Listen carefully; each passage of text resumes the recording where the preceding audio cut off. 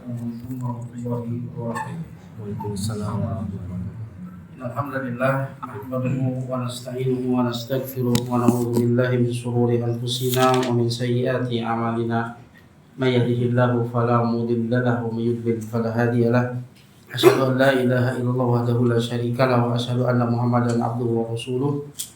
Ya ayyuhalladzina amanu ittaqullaha haqqa tuqatih wa la tamutunna illa wa antum muslimun. Ya ayuhan nasu taqu rabbakumul ladzi khalaqakum min nafsin wahidah wa khalaqa minha zawjaha wa batha minhuma rijalan katsiran wa nisaa'a wattaqullaha alladzi tasaaluna bihi wal arham innallaha kana 'alaikum raqiba. Ya ayyuhalladzina amanu ittaqullaha wa qulu qawlan sadida yuslih lakum a'malakum wa yaghfir lakum dhunubakum wa may yuti'illaha wa rasulahu faqad faza fawzan 'azima amma ba'd. فإن أصدق الحديث كتاب الله وخير الهدي هدي محمد صلى الله عليه وسلم وشر الأمور محدثاتها فإن كل محدثة بدعة فإن كل بدعة ضلالة فإن كل ضلالة في النار. Masyaallah muslimin wa muslimat rahimani wa rahimakumullah. Alhamdulillah Allah masih berikan kesempatan kepada kita untuk melanjutkan tentang pembahasan Asmaul Husna dengan kitab Walillahil Asmaul Husna fad'uhu biha yang ditulis oleh Syekh Abdul Aziz bin Nasir Al-Julaji rahimahullah ta'ala. Dan pada kesempatan kali ini insyaallah kita akan membahas di antara nama Allah Ta'ala Ar-Rahman Ar-Rahim. Ini 3 nama besar yang kemarin kita bahas, bahwa semua nama-nama Allah yang lainnya, semua sifat-sifat Allah Ta'ala yang maha indah, yang maha tinggi, itu kembali kepada 3 nama ini, yaitu isim jalalah Allah, Ar-Rahman, dan Ar-Rahim. Kali kita akan bahas nama Allah Ar-Rahman. Semua sifat-sifat yang menunjukkan akan kebaikan Allah Ta'ala, akan kemurahannya, akan kelembutannya, itu semua kembali kepada nama Allah Ar-Rahman, nama besar. Nama Allah Ar-Rahman disebutkan dalam Al-Quran sebanyak 57 kali. Ya, sementara Ar-Rahim disebutkan sebanyak 123 kali. Nah, di antaranya nama Ar-Rahman disebutkan dalam surat Ar-Rahman ayat yang pertama. Ya, Allah Ta'ala berfirman Ar-Rahman 'allamal Qur'an. Juga disebutkan ya di dalam surat Al-Fatihah yang sering kali kita baca. Ar-Rahman Ar-Rahim. Dan masih banyak lagi. Kemudian nama Ar-Rahim disebutkan di antaranya di dalam surat Al-Muzammil ayat yang ke-20 Allah berfirman wastaghfirullah, mohon ampunlah kalian kepada Allah, innallaha ghafurur rahim, sesungguhnya Allah maha pengampun lagi maha penyayang. Juga disebutkan di dalam surat Al-Ahzab ayat 34 Allah berfirman wa kana bil mu'minina rahima, dan Allah itu sangat penyayang kepada orang-orang yang beriman. Itu di antara dalil-dalil dari penyebutan nama Allah Ar-Rahman dan Ar-Rahim. Para ulama ada yang membedakan antara Ar-Rahman dengan Ar-Rahim, meskipun keduanya sama-sama mengandung sifat rahmah. Ar-Rahman, Ar-Rahim, kedua-duanya mengandung sifat rahmah. Akan tetapi masing-masing memiliki makna yang berbeda. Dan kedua-duanya merupakan sigoh mubalaghah, fa'il. Fa'ilnya itu Rahim. Sigoh mubalaghahnya Rahim, Rahman. Ini beda wazannya. Adapun wazan fa'lan Rahman ini menunjukkan kepada as-sa'ah wasyumul, luas dan meliputi. Ya, makanya Ar-Rahman ini lebih kuat maknanya, yaitu maknanya as-sa'ah wasyumul, luas dan meliputi. Makanya Allah berfirman menyebutkan apa yang disebutkan oleh para malaikat yang memanggul aras, ya, Rabbana wasi'ta kulla syai'in rahmatan wa ilma, wahai Rabb kami, rahmat dan ilmumu meliputi segala sesuatu. Tidak ada sesuatu pun yang diilmui oleh Allah Ta'ala, dan tidak ada sesuatu pun yang luput dari ilmu Allah Subhanahu wa Ta'ala. Semuanya diliputi oleh rahmat Allah Subhanahu wa Ta'ala. Ya. Di antara perbedaan Ar-Rahman dan Ar-Rahim, yang pertama, makna Ar-Rahman huwa dzur-rahmah asyamilah li jami'il khalaiq fid dunya wa lil mu'minina fil akhirah. Ar-Rahman maknanya yang memiliki rahmat yang meliputi seluruh makhluk. Rahmat yang meliputi seluruh makhluk. Tidak ada satu makhluk pun kecuali semuanya diliputi oleh rahmat Allah Ta'ala. Ya, diliputi oleh kasih sayang Allah Ta'ala. Yang dengan rahmat tersebut dan kasih sayang Allah Ta'ala, semua makhluk mendapatkan apa yang dia inginkan. Yang dengan rahmatnya pula mereka terbebas dari apa yang mereka takutkan karena rahmat Allah. Yaitu di dunia umum, yang meliputi seluruh makhluknya di dunia. Walil mu'minina fil akhirah, dan khusus untuk orang beriman nanti dia di akhirat. Ini rahmat yang luas, yang sangat besar. Adapun ar-rahim maknanya dzurrahmah lil mu'minin, yang memiliki rahmat untuk orang-orang yang beriman. Ya, sebagaimana firman Allah surat Al-Ahzab ayat 43, wa kana bil mu'minina rahima, dan Allah itu Maha penyayang kepada orang-orang yang beriman. Nah, di sini didahulukan jar wal majrur bil mu'minina rahiman, menunjukkan kepada hasar, hanya kepada orang yang beriman.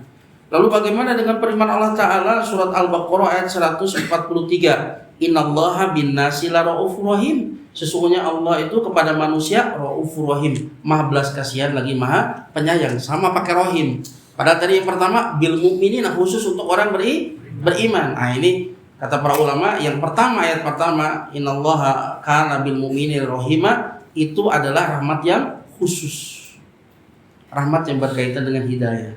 Itu untuk orang-orang yang Allah cintai. Adapun ayat ini surat Al-Baqarah ayat 143, innallaha bin nasi la raufur rahim, sesungguhnya Allah itu terhadap manusia raufur rahim, maha belas kasihan lagi maha penyayang. Pakai nama rahim juga. Ini adalah rahmat yang umum. Kita akan bahas itu, apa rahmat yang umum, apa rahmat yang khusus. Perbedaan yang kedua, sesungguhnya Ar-Rahman itu menunjukkan kepada rahmat sebagai sifat dzatiyah bagi Allah. Sifat dzatiyah, sifat yang senantiasa melekat pada Allah Ta'ala.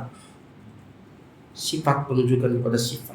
Sementara nama Allah Ar-Rahim itu menunjukkan kepada keterkaitannya dengan yang disifati, menunjukkan sifat fi'liyah. Ya. Sifat fi'liyah yang berkaitan dengan masyiah. Jika Allah berkehendak Allah merahmati, jika tidak maka Allah tidak merahmati.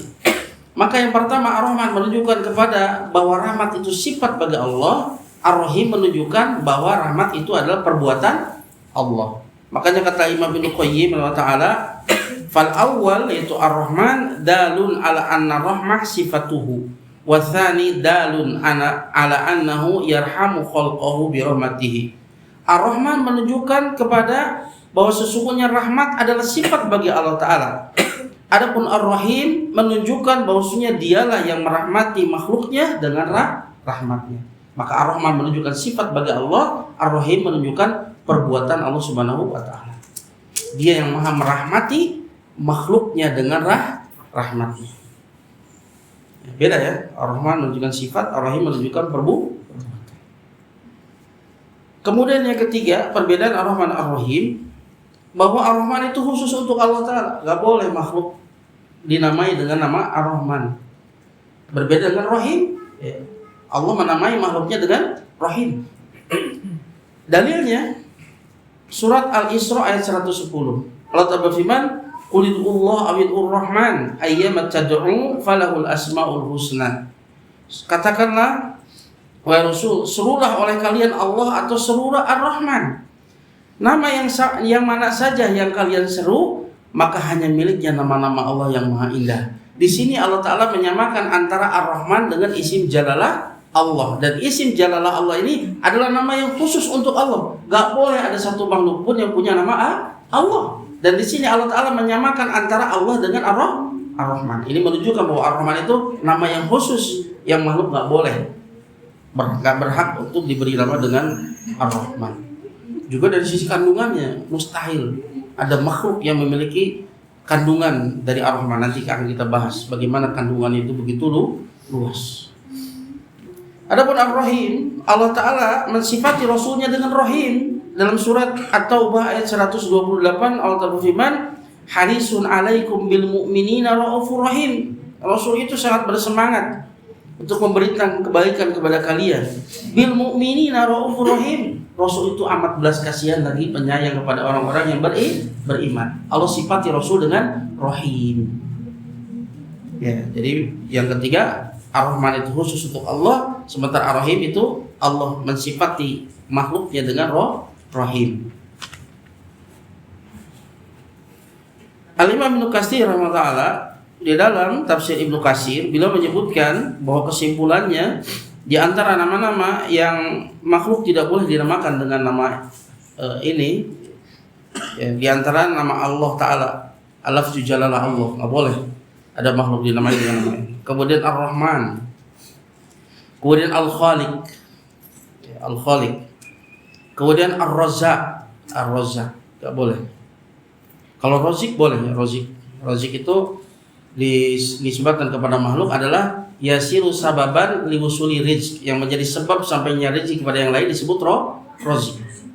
Meskipun rezeki Allah berbeda, rezeki Allah Ta'ala dialah yang menciptakan rezeki, dia yang memberikan rezeki, dan dia yang menciptakan sebab untuk sampainya rezeki. Tapi Ar-Razzaq ini nggak boleh disebutkan kecuali hanya untuk Allah. Razzaq ini sigo mubalagh, lebih dalam maknanya dari Razik. Ya, dan sebagian ulama ada yang menambahkan As-Somad, ini khusus untuk Allah. Karena As-Somad maknanya Al-Kamil, yang maha sempurna, Al-Ghani, yang maha kaya, yang enggak butuh kepada selainnya, sementara yang lainnya fakir kepadanya. Al-Masbud Ilaihi, tempat bergantung kepadanya seluruh makhluk atas semua kebutuhannya, duniawi maupun ukhrawi, dunia dan akhirat. Juga Al-Bari. Al-Bari nggak boleh. Al-Bari artinya Al-Mujid, yang mewujudkan dari tidak ada menjadi ada, itu Al-Bari. Itu nama-nama yang tidak boleh dinisbatkan kepada makhluk. Kalau mau memberi nama dengan nama-nama Allah yang maha indah dengan ta'bid. Ta'bid itu mendahulukan kata Abdul di depannya.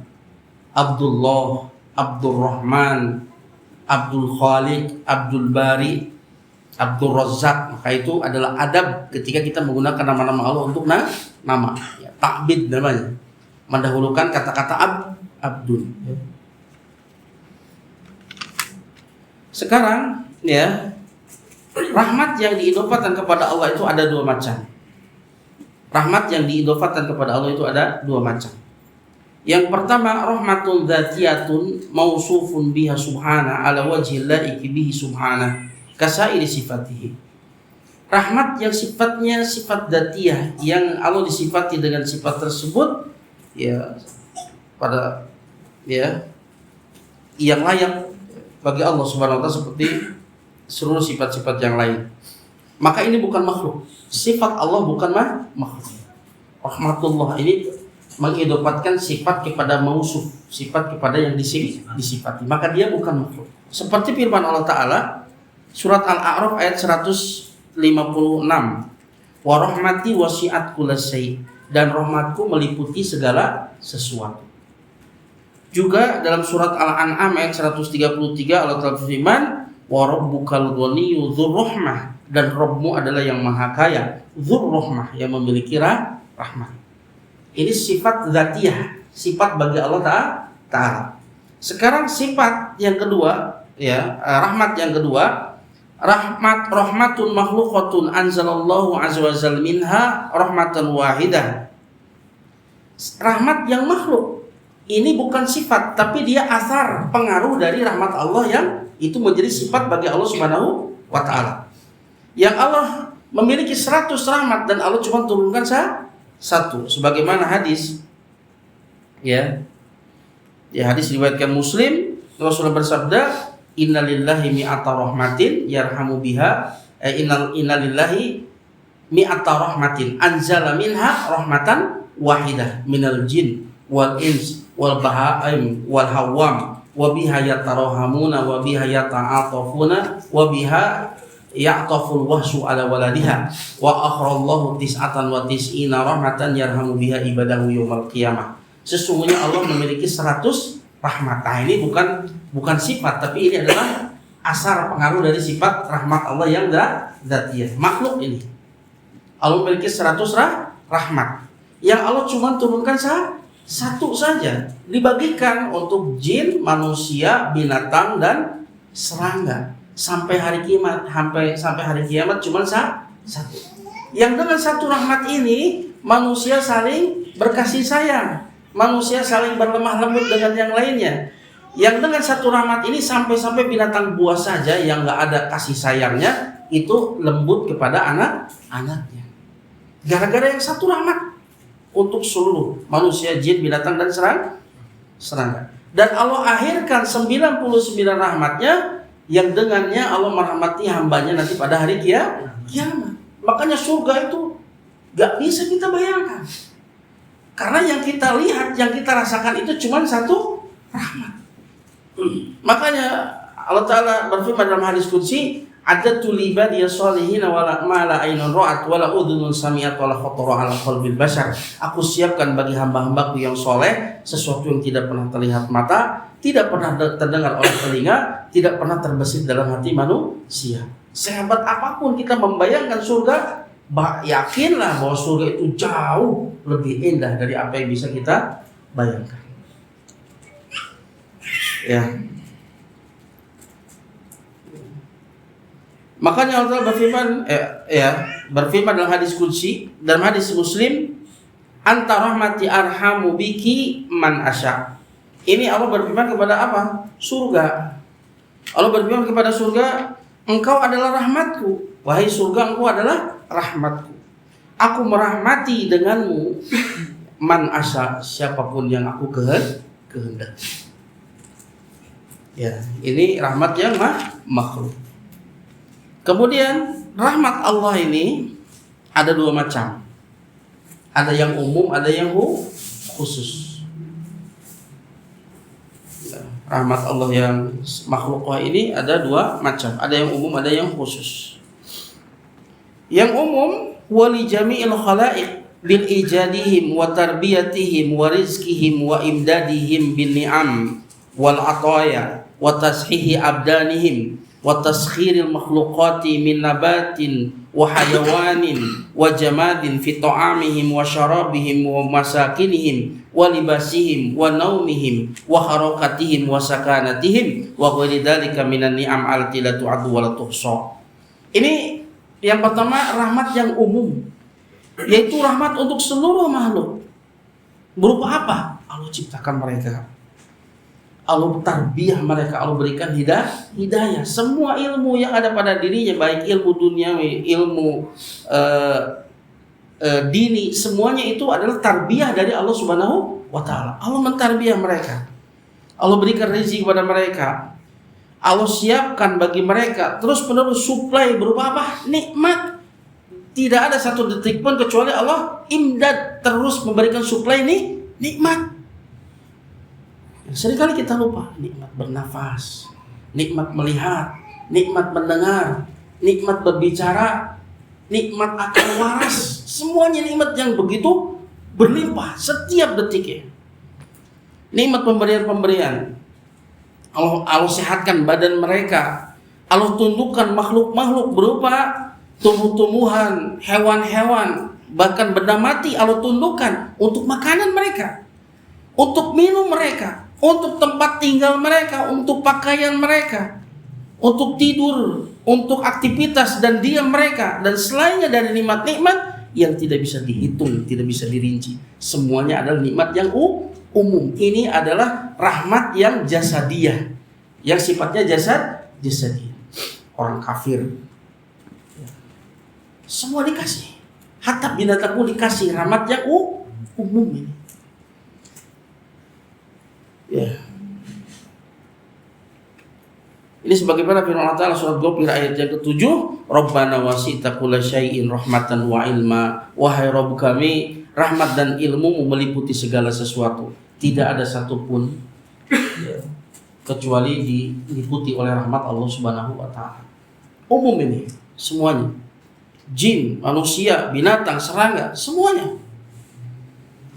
Kafirkah, mukminkah, semuanya mendapatkan rahmat yang umum.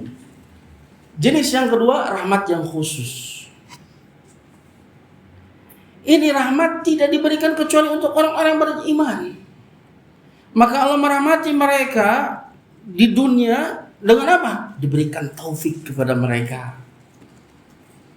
Ya. Diberikan hidayah, irsyad wa dalalah.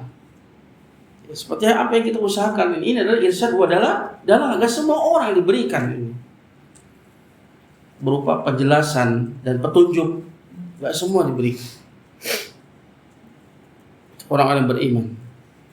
Taufik kepada mereka, kepada hidayah dan siratal mustaqim.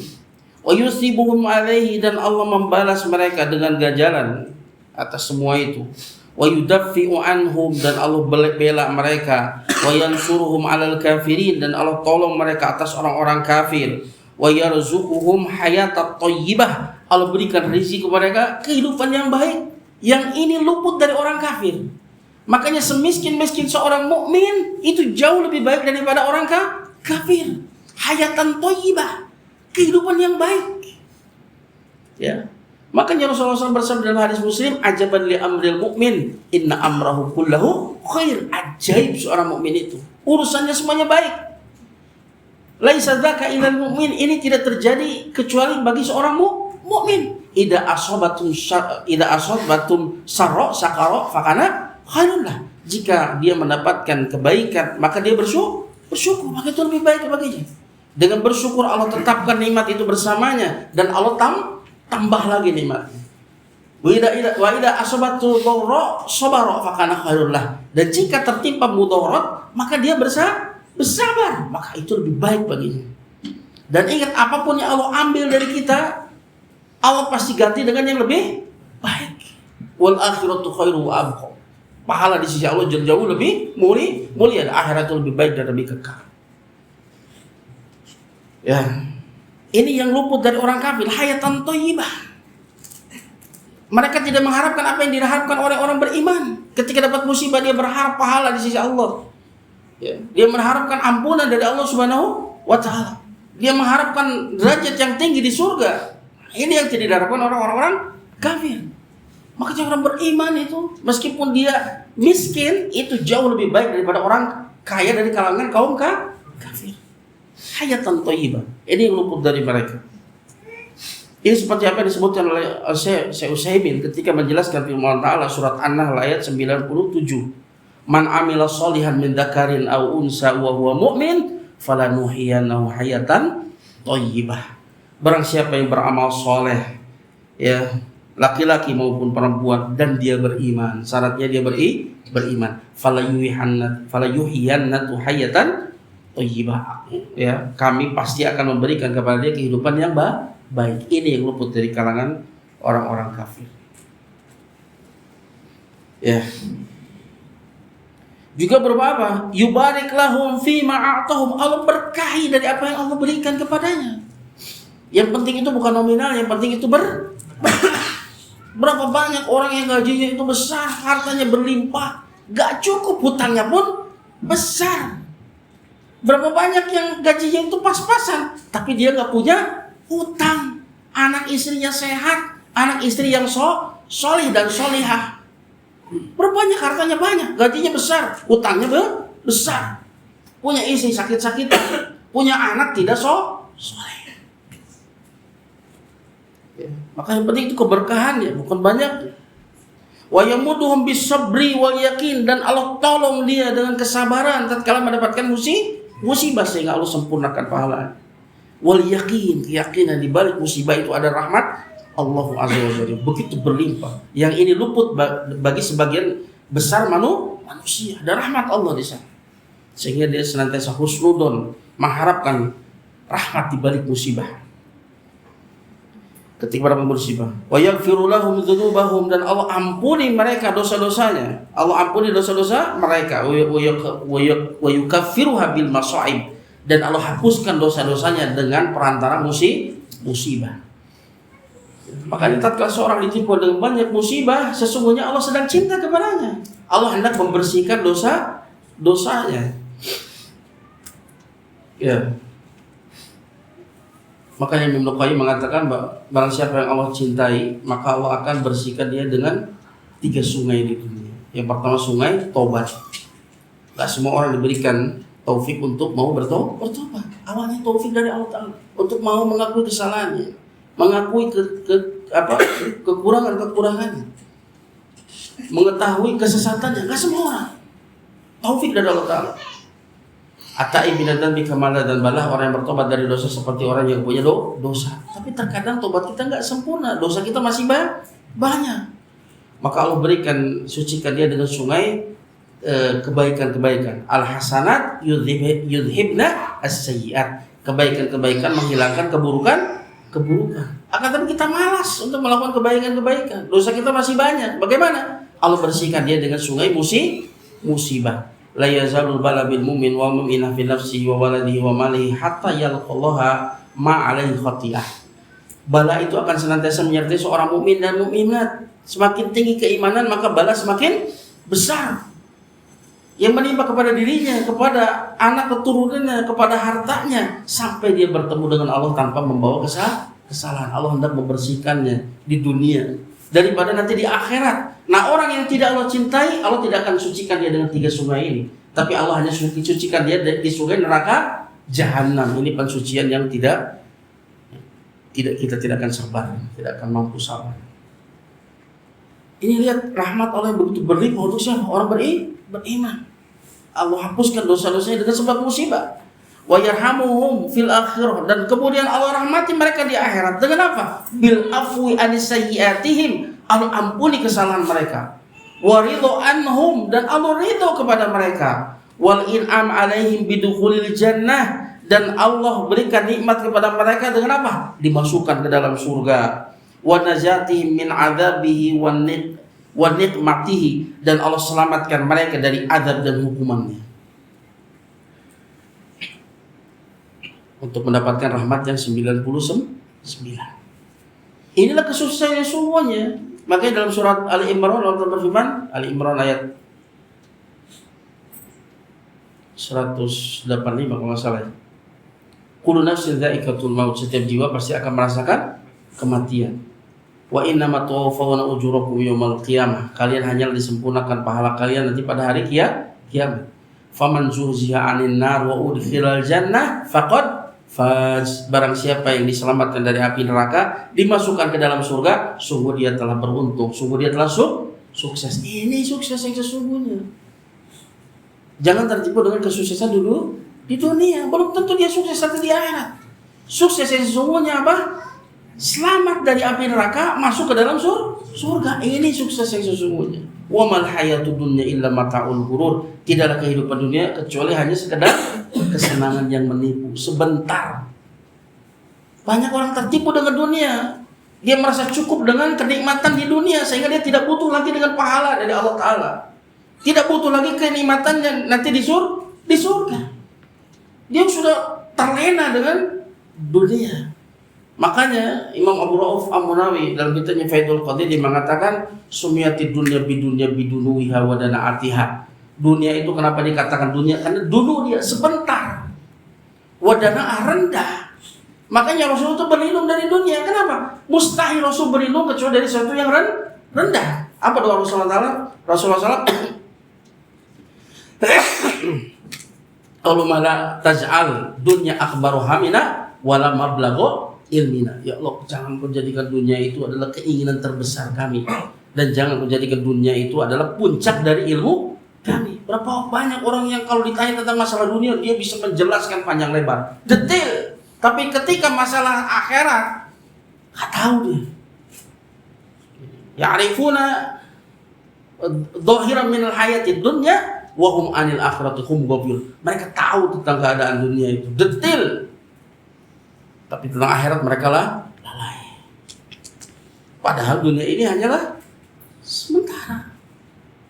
Kun fi dunya ka'annaka gharib au abiru sabil. Jadilah di dunia aku seperti orang asing atau orang yang cuma numpang lewat sebentar. Ya, cuman dunia itu hijau, dunia itu menipu. Ya, sedikit orang yang kemudian tidaklah Allah ciptakan nikmat-nikmat untuk kita kecuali untuk apa? Agar supaya kita menggunakan nikmat tersebut untuk beribadah kepada Allah, untuk bekal kita datang menghadap Allah Azza wa Jalla. Ya. Ya, inilah rahmat yang disebutkan dalam surat Al-Ahzab ayat 43. Allah berfirman, "Wa kana bil mu'minina rahima." Dan Allah itu sangat penyayang kepada orang-orang yang beriman. Nah, sekarang kita sebutkan asar, jejak dari rahmat Allah Ta'ala, agar supaya kita semakin mengenal jejak dari rahmat Allah Subhanahu wa Ta'ala.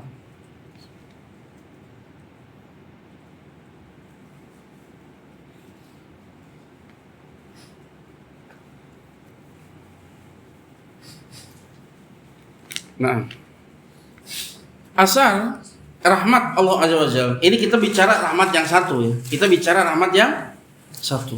Ini la tu'addu wa la tuhsa. Tidak bisa dirinci, enggak bisa dihitung. Kalau kita menghitung rahmat Allah, ya, umur kita habis, sebentar semuanya tidak akan bisa dihitung. Saking banyaknya. Jadi di sini penulis hanya menyebutkan sebagian saja. Ini cuma sebagian. Apa yang kita tidak ketahui itu masih banyak. Yang rahmat yang meliputi segala sesuatu. Ya, al-Tabimah dalam surat Ghafir, Rabbana wasita kulla syai'in rahmatan wa ilma. Wahai Rabb kami, rahmat dan ilmu meliputi segala sesuatu. Begitu luas. Dan tidak ada satupun yang luput dari ilmu Allah Subhanahu wa Ta'ala. Bersamaan dengan itu, apapun yang Allah ilmui, semuanya itu diliputi oleh rahmat Allah Subhanahu wa Ta'ala. Luas sekali. Ya. Dan kita untuk mengetahui apa yang diilmui oleh Allah saja, kita tidak tahu banyak. Wa ma utitu minal ilmi illa qalila. Tidaklah kalian diberi ilmu kecuali sedikit. Binatang ada di laut saja masih banyak yang kita belum tahu. Masih banyak. Apalagi perkara gaib, ya, perkara gaib. Berkata Ibnu Qayyim Ta'ala, wasi'at rahmatullah kulla syai'. Rahmatnya meliputi segala sesuatu. Wasi'at nikmatu kulla hayyin, dan nikmatnya meliputi seluruh yang hidup. Wa balaghat rahmatu haitsu balagha ilmuhu, dan ilmunya itu sampai ya kemanapun sampai ilmunya. Ya.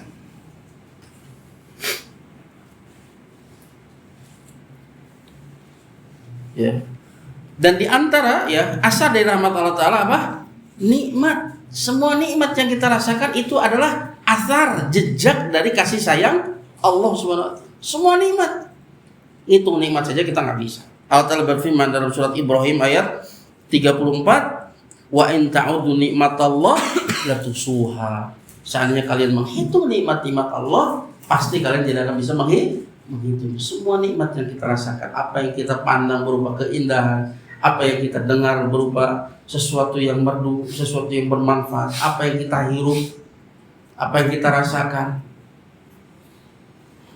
Semua nikmat yang begitu banyak itu bagian dari asar rahmat Allah Subhanahu wa Ta'ala. Ya. Juga semua yang Allah ciptakan, baik di alam yang luas ini maupun apa yang ada pada diri kita, semuanya adalah asar dari rahmat Allah Subhanahu wa Ta'ala. Laqad khalaqnal insana fi ahsani taqwim. Sungguh kami telah ciptakan manusia dalam bentuk yang paling sempurna. Ya. Di antara nikmat yang seringkali kita lupakan apa? Tegak, kita bisa berjalan tegak itu nikmat. Makanya Allah Ta'ala berfirman, laqad khalaqnal insana fi kabad. Sungguh aku telah ciptakan manusia itu fi kabad. Ada dua penafsiran.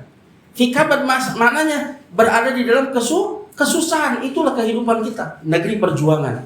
Dari mulai kita dikandung ya, lemah, dilahirkan, ya bisa kita lakukan kecuali menangis. Ya, mau tumbuh gigi sakit dulu, robek kan, ya sakit dulu. Harus belajar berjalan, belajar ngomong. Dari kecil kita ngumpulin mufrodat itu tanpa disadari berapa juta mufrodat yang sudah kita hafalkan. Belajar menulis dan satu yang terus perjuangan. Ya. Untuk mendapatkan kenikmatan harus berjuang. Untuk makan saja harus dikunyah. Ya. Untuk melihat keindahan harus pergi penuh perjuangan. Jangankan yang aktivitasnya. Tanya nunganggur. Antum capek Capek sarewetan. Ukur saya ukurnya capek. Kok bodoh ya? Fikabat. Ini penafsiran pertama. Yang kedua, al-kabar artinya apa? Tegak. Makanya kita lihat selain manusia itu nggak ada yang jalannya tegak.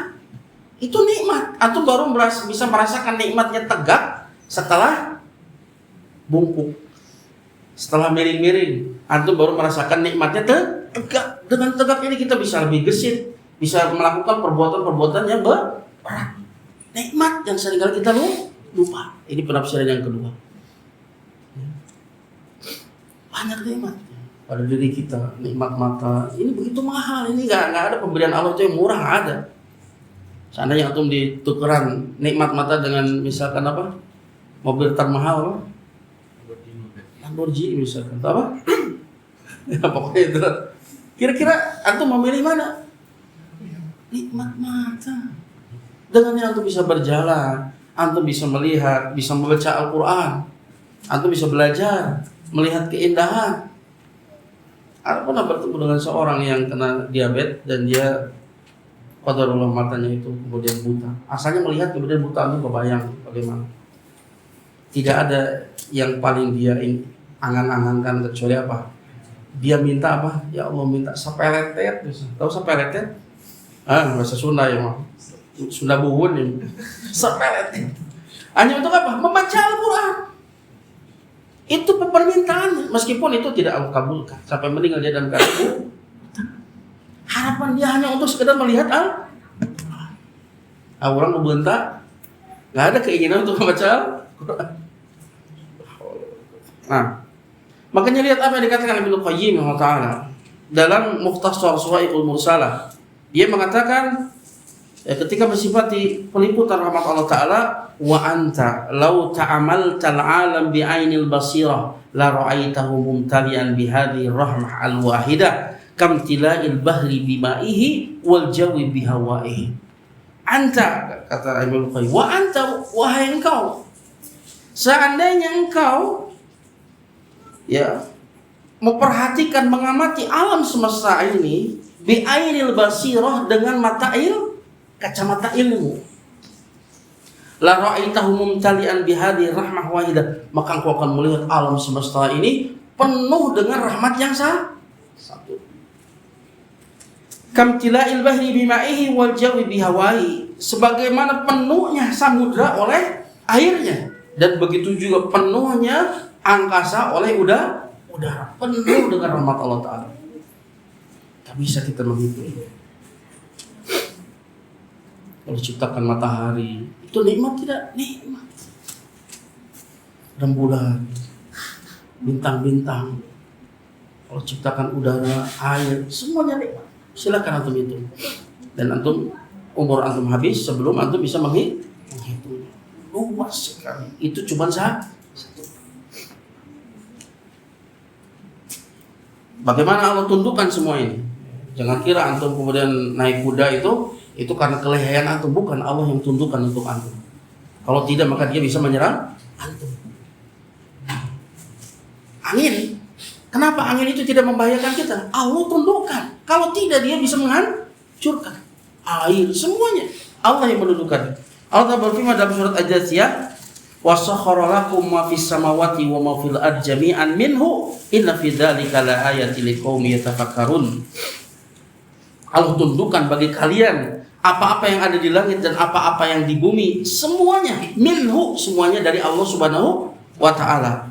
Inna fi dzalika la ayatin liqaumin yatafakkarun. Sesungguhnya pada yang demikian itu benar-benar terdapat tanda-tanda kebesaran Allah Ta'ala, tanda-tanda keesaan Allah Ta'ala bagi kaum yang mau berfikir. Kita lemah dari berbagai sisi. Kalau bukan Allah yang menundukkannya, binasa kita.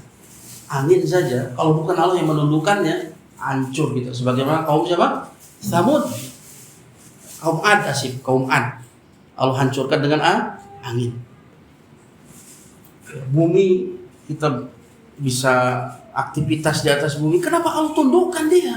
Kalau tidak, seperti kaum Tsamud, Allah guncang dia dan Allah berikan pekikan suara yang bisa membunuh. Coba seperti apa suaranya? Mengerikan sekali sampai bisa membunuh membunuh. Ya.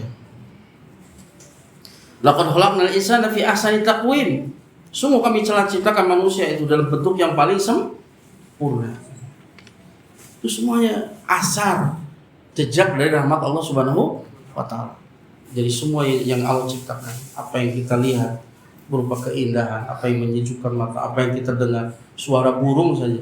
Ketika antum dengar suara burung, nggak ada yang kebetulan.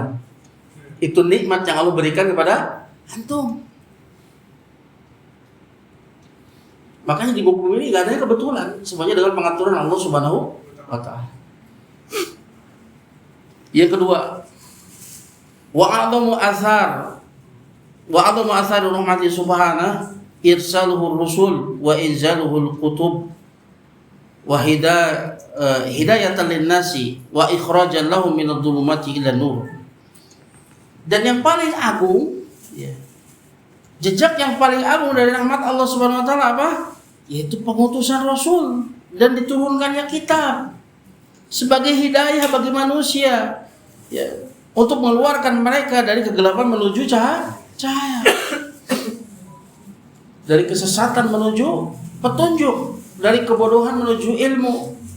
Diutusnya Rasul, diturunkannya kitab yang dengannya menjadikan seseorang itu, ya, hidup di atas petunjuk, bukan jadi mainan setan.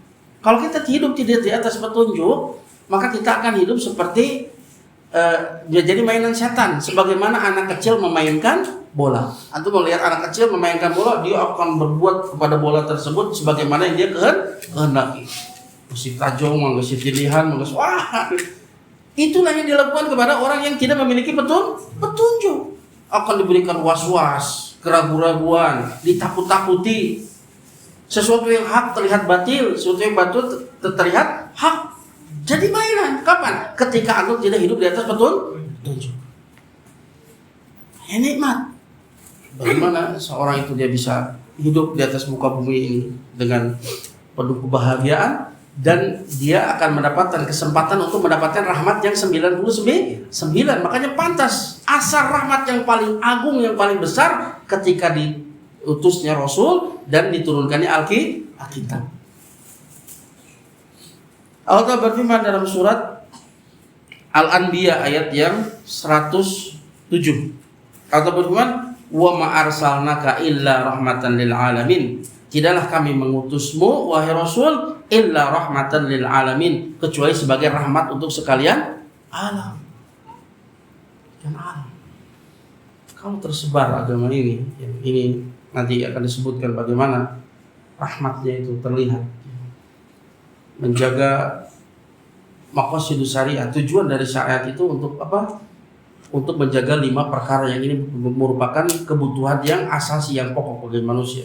Pertama, hifdzuddin, menjaga agama. Yang kedua apa?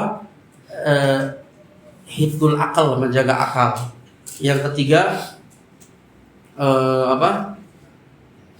hifdzuddin, hifdzul nafas dulu, menjaga jiwa agar masing-masing itu memiliki hak, ya, dan masing-masing tidak mengganggu yang lainnya. Dijaga jiwa di dalam agama ini, menjaga jiwa. Hifdzuddin, hifdzul nafas, hifdzul akal, menjaga akal. Makanya akal yang tidak terbimbing oleh syariat, maka akalnya itu rusak. Yang keempat adalah hifdzun nasl, menjaga keturunan, atau i'rad, menjaga kehormatan. Yang kelima hifdzul mal, menjaga harta, agar masing-masing tidak mengambil harta dengan cara yang batin. Lihat bagaimana ini adalah perkara-perkara yang sangat dibutuhkan oleh manusia, agar supaya manusia itu hidupnya tuh aman, bahagia, tentram. Ya. Karena syariat ini itu diantara efeknya. Maka asar dari rahmat Allah yang paling agung itu Allah utus Rasul dan Allah turunkan Alkitab. Allah Ta'ala berfirman dalam surat An-Nahl ayat 89, "Wa nazzalna 'alaikal kitab tibyanan likulli syai' wa hudan wa rahmatan wa busyra lil muslimin." Dan kami turunkan kepada engkau wahai Rasul Alkitab sebagai apa? Tibyanan likulli syai', penjelasan atas segala sesuatu, wa hudan, sebagai petunjuk, wa rahmatan. Allah sebutkan bahwa diturunkan kitab sebagai rahmat. wa busyra lil muslimin, dan sebagai kabar gembira bagi orang-orang yang berserah diri.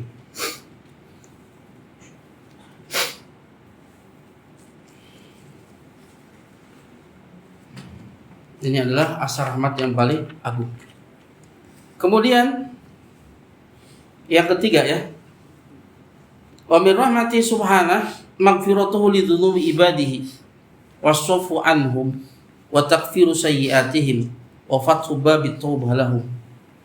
Di antara rahmat Allah Subhanahu wa taala, ampunan Allah taala terhadap dosa-dosa hamba-Nya dan pemaafan Allah taala atas mereka, dan Allah hapuskan dosa-dosa mereka, dan Allah bukakan bagi mereka pintu taubat. Kalau tidak ada ini, binasa kita. Qulub Ibni Adam khotta, setiap anak Adam itu khotta, banyak salah. Kalau Allah tidak buka ini, Allah tidak buka pintu taubat, Allah tidak mengampuni dosa-dosa kita, wah sudah celaka itu. Maka ini diantara jejak dari kasih sayang Allah Subhanahu wa taala, jejak dari rahmat Allah Subhanahu wa taala. Allah berfirman dalam surat Az-Zumar ayat 53. Qul ya ibadiyalladzina asrafu ala anfusihim la taqnatu min rahmatillah innallaha yaghfiru dzunuba jami'an innahu huwal ghafurur rahim. Qul, katakanlah wahai Rasul, wahai hamba-hambaku yang melampaui batas atas diri mereka. Harusnya mereka taat kepada Allah, mereka enggak taat. Harusnya meninggalkan maksiat, malah melakukan maksiat. Ini melampaui batas. Katakanlah wahai hamba-hambaku yang melampaui batas atas diri mereka, la taqnatu min rahmatillah. Jangan kalian berputus asa dari rahmat Allah. Wadi Allah sebutkan apa yang dimaksud dengan rahmat Allah? Innallaha yaghfiru dzunuba jami'an. Ini ternyata rahmat Allah itu, yaitu Allah mengampuni seluruh dosa. Seberat apapun dosa antum punya Rabb yang Maha Pengampun. Jangan putus asa. Setan akan datang kepada antum agar supaya putus asa dari rahmat Allah, dari ampunan Allah Subhanahu wa taala. Wah, dosa antum teramat besar. Antum sudah aib. Wah, semua orang sudah tahu kesalahan antum.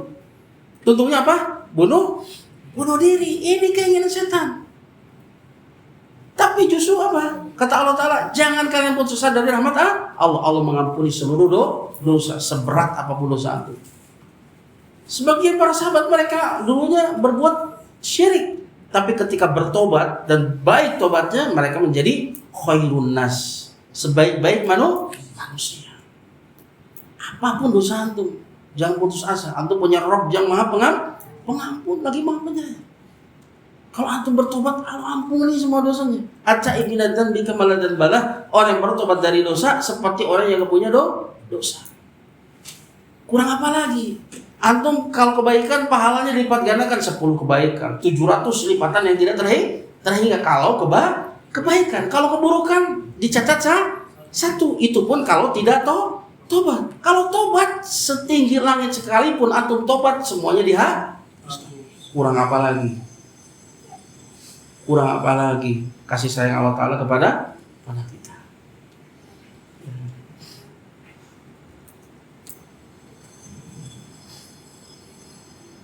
Innahu huwal ghafurur rahim. Sesungguhnya Dia Maha Pengampun lagi Maha Penyayang.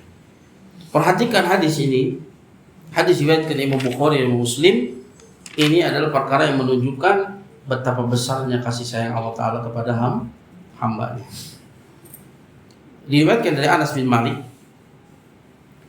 Dia berkata, qala Rasulullah SAW bersabda, "Lallahu afrahu bi taubati 'abdihi la yatubu ilaihi min ahadikum kana 'ala rahilatin bi ardin falatin fanfalatat minhu wa 'alaiha ta'amuhu wa syarabuhu fa ayasa minha fa ata syajaratan fattaja'a fi dhilliha qad ayasa min rahilatihi fa bainama huwa kadzalik idh huwa biha qa'imatun 'indah fa akhadha bihi tamiha thumma qala min shiddatil farah Allahumma anta 'abdi wa ana rabbuk akhta'a min syiddatil farah."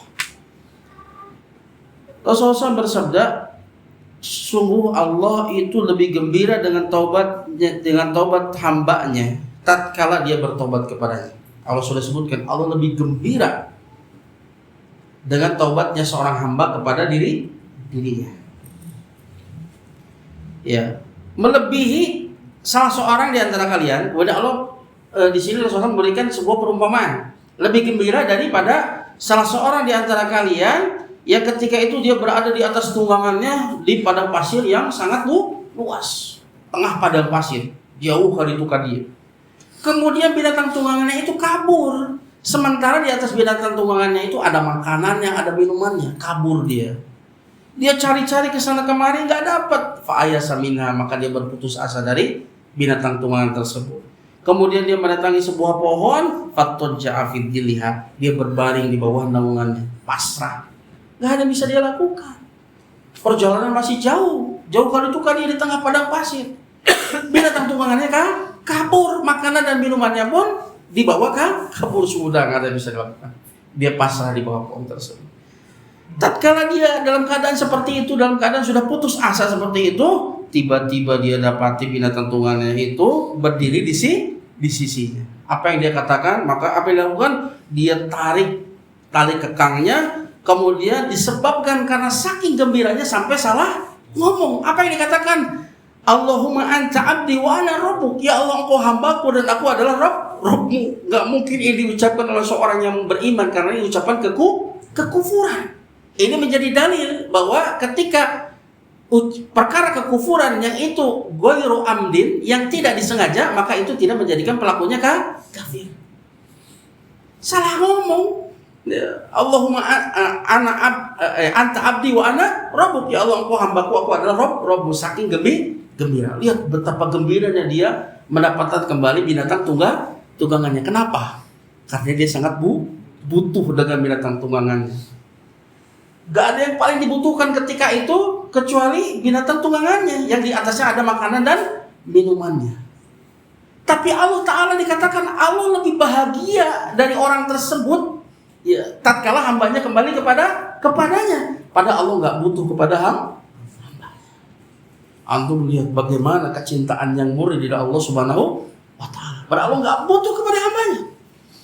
Allah gak butuh kepada ibadah hambanya, tapi Allah lebih gembira dari orang tadi. Menunjukkan betapa besarnya rahmat Allah Subhanahu wa Ta'ala.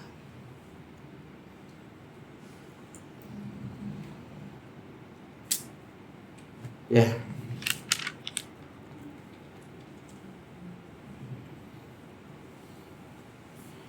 Kemudian yang keberapa? Keempat. Min asari rahmati subhanahu ma yadhu'uhu fi qulubi ummahati min rahmatin nahwa auladahunna sawa'un kana dhalika indal insan awil hayawan min wahshin aw tayrin wa hawam. Ya. Di antara jejak rahmat Allah Subhanahu wa taala yang Allah, yaitu yang apa yang Allah letakkan di hati para ibu-ibu. Antum perhatikan apa yang diletakkan Allah Ta'ala di hati para ibu berupa apa? Berupa kasih sayang kepada anaknya. Dan gak ada kasih sayang yang lebih besar antara antara manusia dan manusia melebihi kasih sayang ibu kepada anaknya. Bahkan mengalahkan kasih sayang bapak. Makanya ketika Rasulullah ditanya, ayunas ahaqqu bi husni sahabati, siapa manusia yang paling berhak untuk aku perlakukan dengan baik? Apa jawaban Rasul?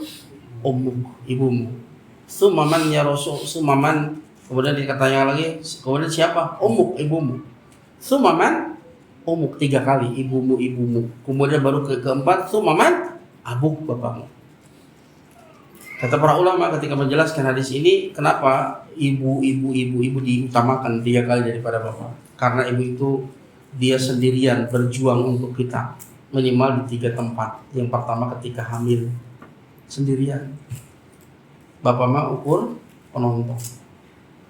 Apa yang dirasakan ibu berupa kelelahan, kecapean, ketidaknyamanan. 9 bulan ya. Gak tanggung. Antum coba aja lah, ikatkan batu bata, jangan dilepas 2 minggu saja. Kira-kira gimana? Kesel gak? Kesel. Ini 9 bulan. Semakin hari semakin besar. Kalau bukan karena kasih sayang dia kepada anaknya, tak mungkin dia bertahan. Justru dia gembira, semakin anaknya besar semakin gembira. gembira meskipun dia semakin kelelahan, semakin kecapean, semakin lemah. Yang kedua, kapan? Ketika melahirkan. Sampai ada seorang sahabat yang bertanya kepada Ibnu Umar ketika dia menggendong ibunya dari Yaman. Digendong ibunya, tawaf di Ka'bah. Apakah aku sudah membalas berbakti kepada orang tuaku? Kata Ibnu Umar, walau bi talqatin wahidah. Belum bisa membalas meskipun untuk hanya satu tarikan napas ketika melahirkan. Itu kebayang. Ya. Itu ibu. Yang ketiga kapan? Indah rodoah, ketika menyusui. Ibu sendirian. Makanya ibumu baru bapak. Ya. Dari Umar bin Khattab radhiyallahu anhu, dia berkata, qudima ala Rasulullah sallallahu alaihi wasallam bisabyin. Dihadapkan kepada Rasulullah sallallahu alaihi wasallam para tawanan. Kemudian Rasulullah SAW melihat ada seorang perempuan yang dia berusaha mencari anaknya yang terpisah. Setelah peperangan, kemudian mereka ditawan. Ada seorang perempuan yang mencari-cari anaknya. Kemudian dia mendapatkan anaknya tersebut yang masih kecil. Kemudian dia peluk anak tersebut, ya. Dia pegang, dia peluk anak tersebut, dekatkan ke perutnya. Kemudian wa'ardo'athu, kemudian dia susui anaknya. Melihat pemandangan seperti itu, namanya ibu terpisah dengan anak, tatkala didapatkan seperti apa? Gembira yang sangat. Dia perlihatkan kasih sayang ibu kepada anaknya. Ketika melihat pemandangan seperti itu, Rasulullah SAW bertanya, "Atarauna hadhil mar'ah tarihatan waladaha finnar?" Bagaimana pendapatmu? Apakah mungkin perempuan ini akan melemparkan anaknya ke dalam api? Apa jawaban para sahabat? La wallah, demi Allah tidak. Wa hiya taqdiru ala an la tatarahu, dan dia mampu untuk tidak melemparkannya. Itu ibu siapa yang mau melemparkannya ke dalam melemparkan anaknya ke dalam api? Coba tanya, ibu mana yang seperti itu? Kemudian apa jawaban Rasulullah SAW? Allah warhamu bi ibadihi min hadhihi bi waladiha. Allah lebih sayang kepada hambanya melebihi ibu ini kepada anaknya. Ibu saja nggak ada yang memanfaatkan ke dalam api, apalagi Allah Subhanahu Wa Taala yang menciptakan dia dan yang menciptakan orang-orang yang sayang kepada dia, termasuk ibunya. Kasih sayangnya nggak ada duanya. Makanya di antara kemurahannya apa? Ketika berbuat kebaikan dilipat gandakan 10, 700 lipat ganda, dilipat gandakan dengan lipatan yang tidak terhingga. Sementara kesalahan itu hanya dicatat satu. Itu pun kalau tidak tobat. Kalau tobat Allah ampuni sebesar apapun dosanya. Lihat bagaimana kurang apa lagi Allah Subhanahu Wa Taala. Ya.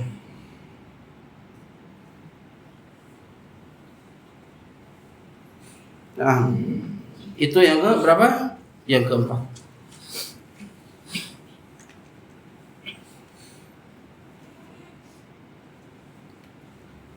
Kemudian yang kelima. Wa yatajalla rahmatullahi azza wa jalla fi syar'ihi al-mutahhar wa ahkamihi allati kulluha khairun wa rahmatun lil khalqi sawa'un may yata'allaq bi hidayatihim wa hifdhi adyanihim aw ma yata'allaq bi hifdhi nufusihim wa abdanihim aw ma yata'allaq bi hifdhi uqulihim wa afkarihim aw ma yata'allaq bi hifdhi a'radihim wa ansabihim aw wa waladihim aw ma yata'allaq bi hifdhi amwalihim wa mumtalikatihim. Maka rahmat Allah Azza wa Jalla ini nampak pada syariatnya yang disucikan, pada hukum-hukumnya yang seluruh hukum-hukumnya adalah kebaikan. Semua hukumnya itu adalah rahmat untuk makhluk. Kita yang butuh untuk mentaati Allah Ta'ala, kita yang butuh dengan mentaati hukum-hukum Allah Ta'ala. Allah gak butuh dengan semua itu. Kita yang butuh, dan semua kemanfaatan ya dari ketaatan kita dari terhadap syariatnya, terhadap hukumnya, semua kemanfaatannya kembali kepada diri kita sendiri.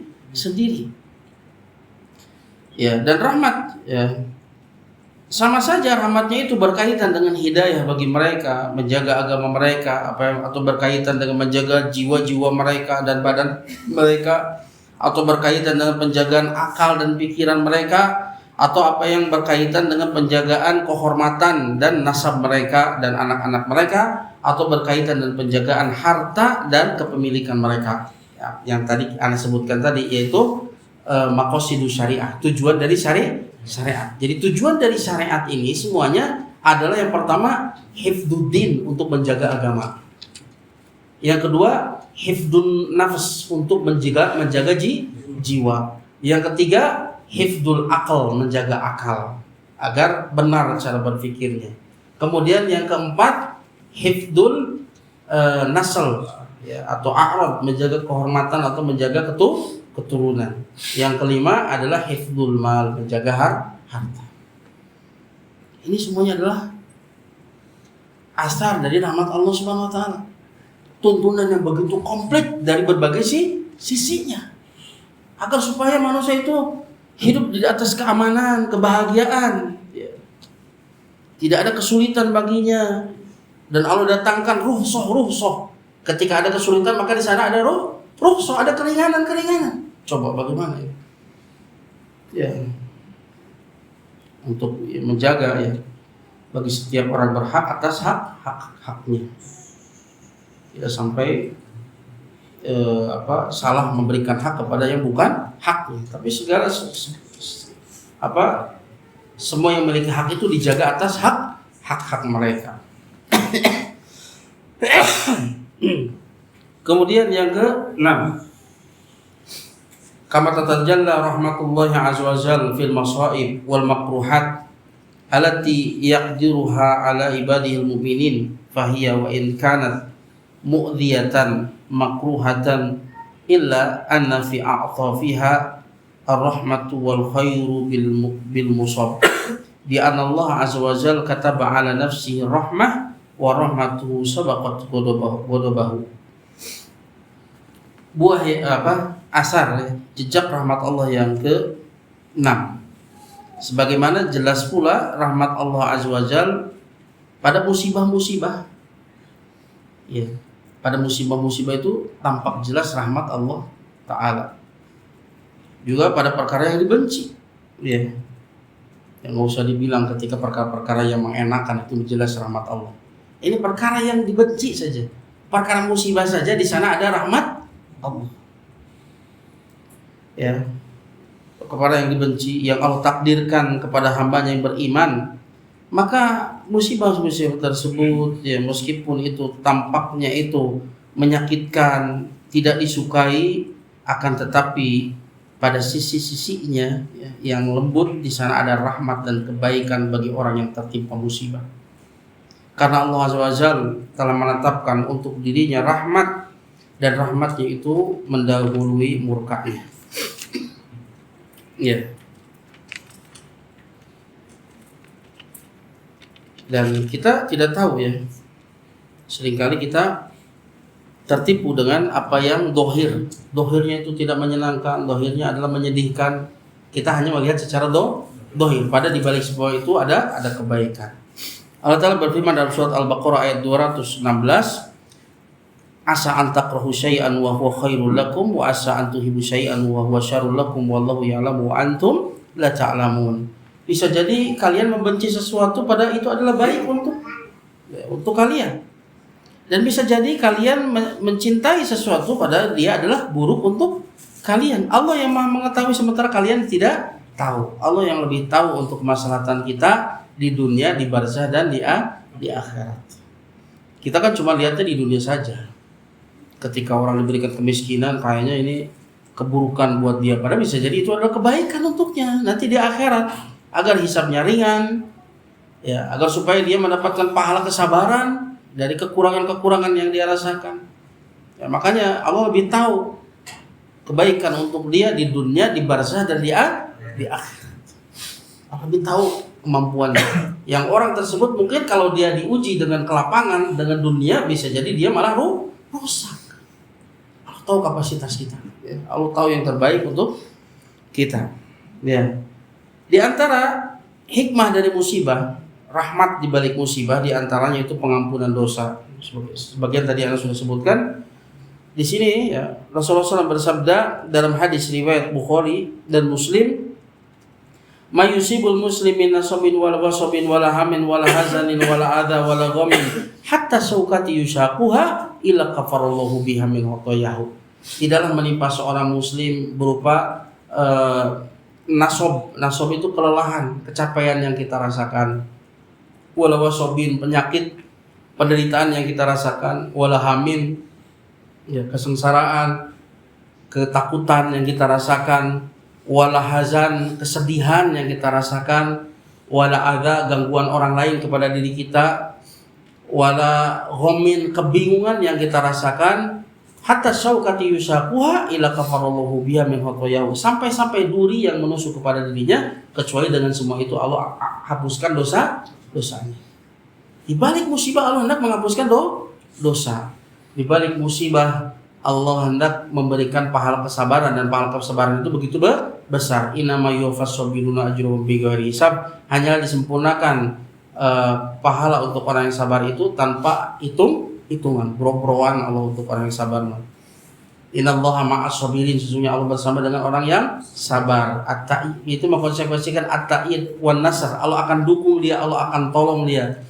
Maka masing-masing kita semuanya pasti akan diuji, karena ini konsekuensi dari kehidupan. Gak mungkin kita hidup tanpa diuji. Cuman untuk orang yang bersabar, maka betapa sedikitnya kelelahan orang yang sabar, karena Allah janjikan pertolongan, Allah akan dukung dia. Betapa beratnya, betapa melelahkannya orang yang tidak sabar. Kemudian dibalik musibah juga diantaranya Allah hendak mengangkat derajat. Dalam sebuah hadis riwayat Abu Dawud disahihkan Al-Albani dalam Sahih Targhib wa Tarhib, innal abda idza sabaqat lahu minallahi manzilah lam yablughu bi amalin ibtalahu fi jasadihi aw fi malihi aw waladihi thumma sabara ala dhalik hatta yuballighahu al manzilah allati sabaqat lahu minallahi ta'ala. Sesungguhnya seorang hamba, jika Allah telah menetapkan baginya satu manzilah, satu kedudukan di surga, ya, yang itu sudah dicatat di Lauhul Mahfuz dengan ilmu dan hikmahnya. Allah tahu ya, bahwa orang ini pantas untuk mendapatkan manzilah yang tinggi di surga. Sementara amalan dia itu tidak bisa mencapai manzilah tersebut dengan amalnya. Amalnya kurang, sedikit amalnya. Apa yang Allah lakukan? Ibtalahu, Allah uji dia dengan ujian yang menimpa kepada jasadnya, diberikan sakit-sakitan dan seterusnya. Yang menimpa kepada hartanya hilang, ditipu orang dan seterusnya. Yang menimpa kepada anak-anaknya, keturunannya. Kemudian apa? Tsumma sabara ala dzalik. Kemudian Allah berikan kesabaran di atas semua itu. Nah, kata para ulama, ini jadi tanda ciri apakah musibah tersebut ingin dengannya Allah hendak mengangkat derajat, atau dengan musibah tersebut ini sebagai hukuman. Yaitu apa? Allah berikan kesabaran. Kalau itu untuk mengangkat derajat, ketika tertimpa musibah, Allah berikan kesabaran, diberikan insyirahus sadr, dada yang lapang untuk menghadapi, berikan keringan, berikan kesabaran. Tapi orang yang kemudian ketika tertimpa musibah, justru dia malah berkeluh kesah, mengadukan Ar-Rahman Arhamur Rahimin kepada makhluk, maka itu tanda bahwa itu adalah hukuman. Tapi kalau itu Allah hendak mengangkat derajatnya, Allah berikan kesabaran. Kemudian hatta yubalighul manzilah, sampai Allah sampaikan dia kepada kedudukannya yang telah Allah tetapkan sebelumnya. Jadi ketika tertimpa musibah, ya itu di antara hikmahnya Allah hendak mengangkat derajat kita nanti di surga. Surga itu semakin tinggi, maka nikmatnya semakin besar. Ya, makanya disebutkan itu ada orang yang iri ya, sampai-sampai dia berharap kalau di dunia itu kulitnya itu dipotong untuk mendapatkan manzilah seperti yang didapatkan orang tadi. Amalnya nggak seberapa. Tapi karena pahala kesabarannya itu dia mencapai derajat yang tinggi. Dan sabar itu antum diam kan? Apa itu sabar? Habsun nafsi anit tasahhub wasikayah an aqdarillah al-muallimah qaulan wa fi'lan. Sabar itu adalah menahan jiwa dari murka dengan ketetapan Allah dan mengeluh, si kaya mengeluh atas takdir Allah yang menyakitkan, baik dengan ucapan maupun perbuatan. Dia mengucapkan kata-kata yang menunjukkan ketidakterimaan terhadap takdir tersebut, atau dia mengeluh kepada makhluk, atau dengan perbuatan seperti yang dilakukan oleh orang-orang niyah. Niyah itu kebalikan dari sabar. Menjebak-jebak rambut, menampar-nampar pipi, merobek-robek baju, lempar-lempar barang. Suka ada yang seperti itu. Mau naik kamek, najong pantau, itu menunjukkan ketidaksabaran. Itu namanya tidak sabar. Aja sajong pantau jadi karek cicing, itu malah sabar. Sabar itu indah sodmatil ula, ketika benturan yang pertama antum sabar, itulah pahala terbesar. Makanya ketika ada seorang yang anaknya itu dicabut nyawanya, hal qabattum samrata fuadi, apakah engkau cabut buah hatinya? Kemudian mayaqulul ab, apa yang dikatakan oleh hambaku? Kata para malaikat ketika dicabut anaknya, yang diucapkan oleh hamba apa? Hamidaka wastarja'a. Dia memujimu dan dia mengatakan, dia beristirja, mengatakan innalillahi wa inna ilaihi raji'un. Karena milik Allah. Semuanya milik Allah. Terkadang kita lupa, udah kelamaan. Padahal semuanya milik Allah. Hatta kita pun milik Allah. Dia berhak untuk melakukannya apapun yang dia kehendaki, dan pasti adil, dan dia yang melakukannya adalah Arhamur Rahimin, yang paling penyayang dari para penyayang. Dia mungkin lebih cinta kepada orang yang kita cintai, yang diambil Allah. Dia lebih cinta dibanding kita. Allah tahu kapan dia harus pulang. Ya, maka apa yang Allah Ta'ala katakan, yaqulullahu bnu li'abdi baitan fil jannah. Allah bersabda kepada para malaikat, buatkan bagi hambaku sebuah rumah di surga. Dan gak ada bandingannya. Untuk melihat rumah sehebat apapun di dunia, itu sesuatu yang remeh. Allah buatkan rumah bagi hamba tersebut di surga. Wasammuhu baital hamdi. Beri nama rumah tersebut rumah pujian. Ini hamba yang sudah, makanya level sabar itu sabar, ridho, syukur. Ini levelnya para anbiya ini.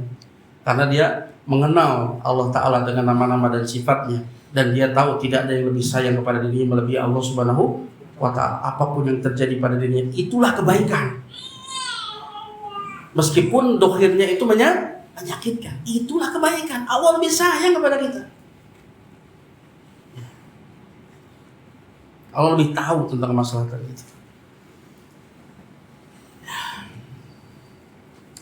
Antum perhatikan doa Nabi Ayub.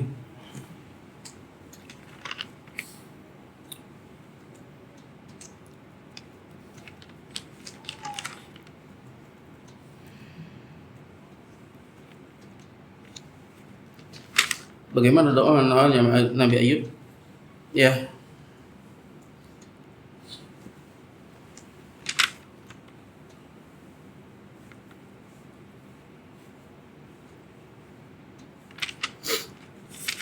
Ada ingat doanya Nabi Ayub? Allahumma masaniyas-su wa masaniyadz-dzur wa anta arhamur rahimin.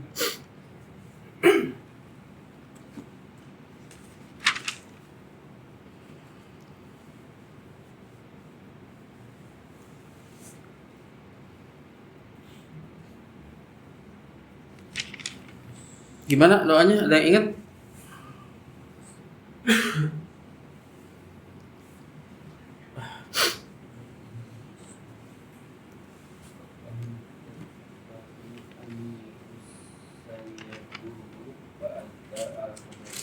Coba dikeraskan.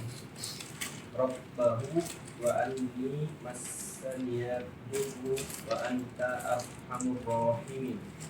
Qad masaniyaddur Al-Anbiya 8:3. Ini. Wa Ayub idznada rabbah, dan Ayub tatkala dia berdoa kepada Rabbnya. Ani masaniyaddur wa anta arhamur rahimin. Antum perhatikan betapa lembutnya Nabi Ayub berdoa kepada Allah Azza wa Jalla. Ayub tatkala dia berdoa kepada Rabbnya, apa doanya? Ani masaniyaddur, sesungguhnya aku telah tertimpa penyakit. Aku telah tertimpa penyakit. Dan dia tahu punya Rob yang maha tahu untuk kemaslahatan dia di dunia, di barzah dan di akhirat. Dan dia sangat tahu kalau Robnya itu lebih sayang kepada dirinya. Dan dia tahu bahwa apapun yang Allah tetapkan itulah yang terbaik untuk dirinya. Sehingga dia tidak iktirah, tidak iktirah itu apa? Usulan, tidak mengusulkan. Ya Allah sembuhkan saya, seolah dia lebih tahu daripada Robnya. Karena dia tahu betul ini tawakal yang paling puncak, yaitu tafwidul umur ilaihi, menyerahkan seluruh urusan kepada Allah. Apa doanya dia? Wa anta arhamur rahimin. Dan engkau adalah yang paling penyayang dari para penyayang. Antum bisa lihat kelembutannya di sini. Dia nggak minta, ya Allah sembuhkan aku, ya Allah sembuhkan aku dengan cepat dan sebagainya. Tidak, karena Allah tahu, Allah yang lebih tahu, dan dia yakin betul dia yang lebih sayang kepada dirinya. Nggak mungkin dia memberikan kecuali yang terbaik. Lihat doanya. Tafwidul umur ini puncak ketawakalan. Dia menyerahkan semua urusan kepada Allah Ta'ala. Maka apapun yang Allah takdirkan kepada kita, itulah kebaikan. Sampai ke situ, itulah kebaikan. Bukan apa yang kita sangka, bukan apa yang kita angan-angankan, tapi apapun yang Allah takdirkan, baik itu manis maupun pahit, itulah kebaikan. Ini masa niyadul, sesungguhnya aku telah tertimpa penyakit. Wa anta arhamur rahimin, dan engkau adalah yang paling penyayang dari para penyayang. Antum melihat bagaimana dia tawakalnya kepada Allah Ta'ala, bagaimana pengenalan dia kepada Robnya yang maha tahu, yang maha sayang kepada dirinya. Dia tidak menyebutkan iktirah, dia tidak menyebutkan usulan. Indah sekali, makanya langsung Allah ijabah. Ini satu yang lembut sekali,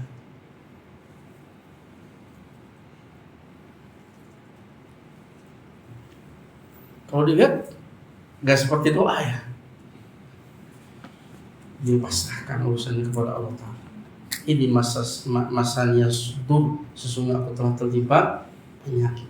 Wa anta arhamur rahimin, sementara engkau adalah yang paling penyayang dari para penyayang. Gak mungkin kemudian Allah membiarkan hambanya itu di atas keburukan.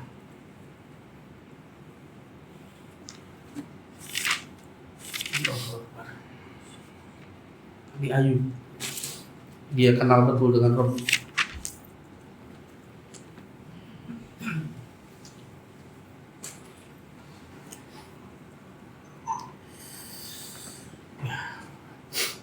Husnudon. Kalau dia kenal Rabbnya, dia akan senantiasa husnudon.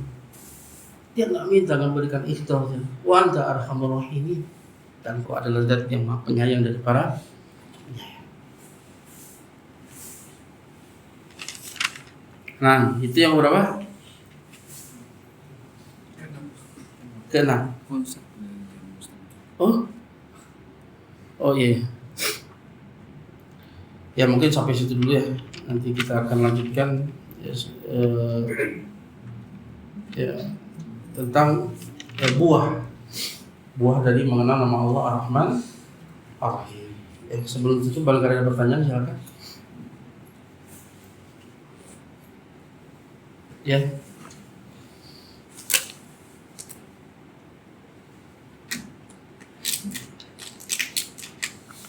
Ada pertanyaan? Nah. Mau nanya. Assalamualaikum. Ustaz dan keluarga dan teman-teman di sekitar seluruh masyarakat. Saya